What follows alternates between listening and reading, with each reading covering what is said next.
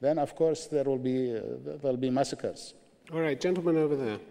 You kept repeatedly blaming the insurgency and the terrorists for encouraging sectarianism in Iraq. Don't you think that to some extent the institutions in Iraq, the political institutions, are to blame? A recent example is the Americans setting up a police station overriding the Iraqi government's resistance to a predominantly Sunni police force in that region. It's not only the insurgents, not only the terrorists, but some political groups in Iraq. We are the only group in the parliament, Iraqi parliament, who advocate non-sectarianism and non-sectarian Iraq. But your government was based on sectarian quotas. Not really. Not my government. What do you mean not really? Yes, it was. Not the first government. No, it wasn't. The first government was handpicked by the United Nations. I was given the choice to decide on some of the ministers. It was a totally agreed ministry by the United Nations and by the Governing Council. And frankly, we never used the sectarian measure to administer the country. Sectarianism is, we have been calling throughout for a non-sectarian Iraq. We think sectarianism is as bad as terrorism. We think that sectarianism would only spell violence.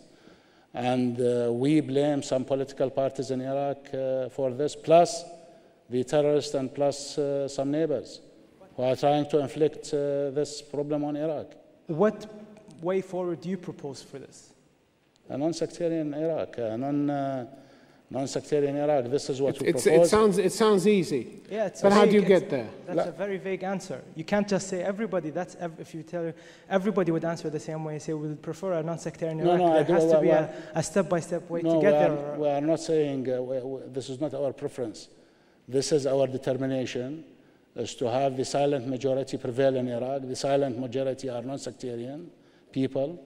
The silent majority of the Iraqis are against sectarianism, and this is what we want to bring again to Iraq. But how? Through two means. One is changing the composition of the government and winning over the state of Iraq. This is the only way to bring about non-sectarian Iraq. Sectarianism have been a disaster on the country, and we have fought it since the onset, since the days of the Governing Council. All right, gentlemen in the front row. Iran has been constantly dominating terrorist groups within Iraq, like the Mahdi army, to trigger as many casualties as possible. Dr. Allawi, why is it that the Iraqi government does not stop the unhealthy relations with the Iranian government? Well, this is a question to the government. I am not in government anymore. We are in parliament. Well, you'd like to be in government. You'd like to be prime minister again. Yeah, that's why we say that we need to have an assertive foreign policy, a very clear foreign policy, to try and bring sanity to all parties in the region, to embark on a course of economic cooperation and good neighborhood spirit, and to discuss through dialogue, constructive dialogue, the problems.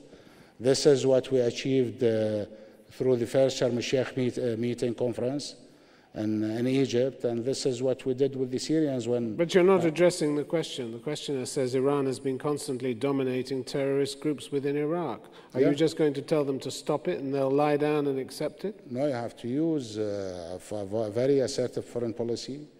You have to use the UN and the Security Council. You have to make Iran accountable and answerable to the international community, not only to the United States. And you have to bring about a cooperation in the region between the moderate countries to bear pressure on Iran and to make Iran more responsible as a neighbor of Iraq. All right, we're going to take a question from the lady at the back. She's had her hand up for a very long time. Dr. Allawi, what do you think of the decision of the US Congress to split or separate Iraq? Although it's a non-binding decision, resolution. But my view, really, this is unfortunately the wrong concept of dealing with the problem in Iraq. I don't think this is going to be the solution. It will only flare up more violence in the country. It will breed and spill over more terrorists. It will also definitely increase the number of refugees.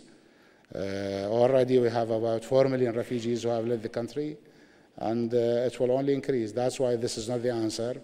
This shows the frustration of some of the policymakers in the United States, that they don't know what the answers are to the problems of Iraq.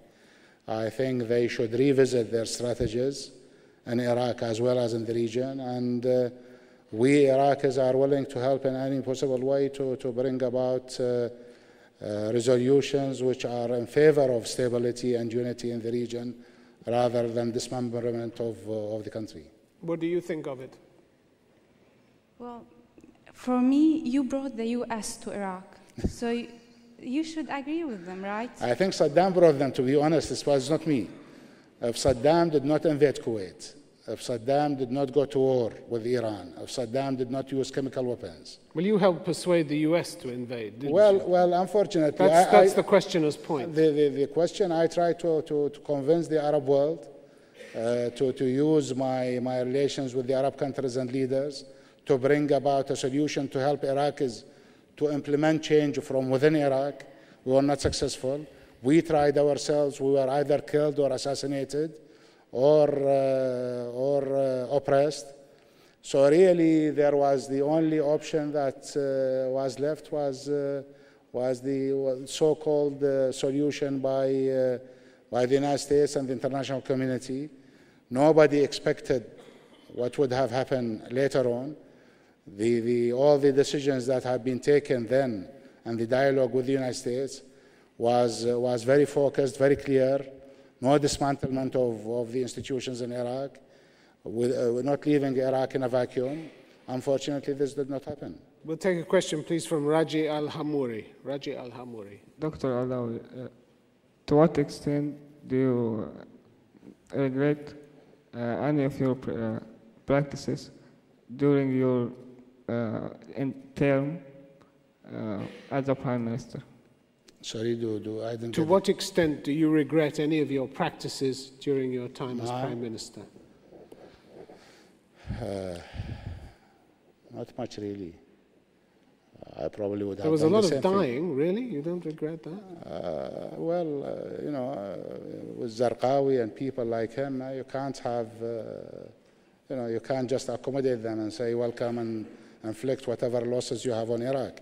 With militias who tried to take law and order in their hand, there was no way but to suppress them and to have a dialogue with them. Those who repented and became part of the society, they were welcomed, and we were very supportive to them.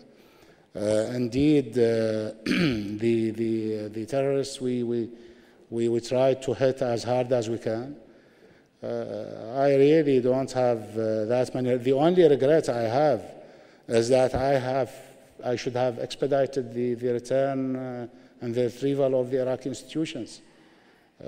I brought about 40–50% back into service from the army.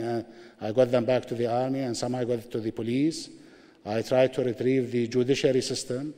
I brought the judges back and the judiciary as much as I could, provided protection to them. But unfortunately, the successor government did a lot of purges. If it was left to me entirely and we had the means, I should have brought back everybody. But you really don't have any regrets about the huge number of people who died on your watch? This was one of the most turbulent and bloody periods in recent history in Iraq. Not during the interim government. It was the beginnings of what you now call the failing state. Yeah, but we tried to build the state. Time of looting, a time of massive corruption. No. The looting happened before we came. And a lot of corruption during your time. Not a lot. It's nothing compared to what we have now, and nothing compared to the last days of Saddam, the 10 years of Saddam, during the sanctions. So you paint your period in government almost as this unique oasis of calm and goodness. No, it wasn't calm. We had Najaf, we had Sadr city, we had Fallujah, we had Mosul, we had Samarra. That's what I say, a lot of dying. We had lots of problems, and I mean, either we should have left government or try to bring stability to the country. I assure you, the areas we moved in Iraq, we moved in because of the demands of the people.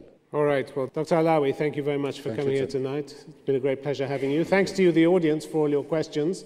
The Doha debates will be back again in early December. We'll be broadcasting from the world-famous Cambridge Union. It's going to be an exciting prospect, so do join us then. Till then, from all of us on the team, have a safe journey home. Good night. Thank you.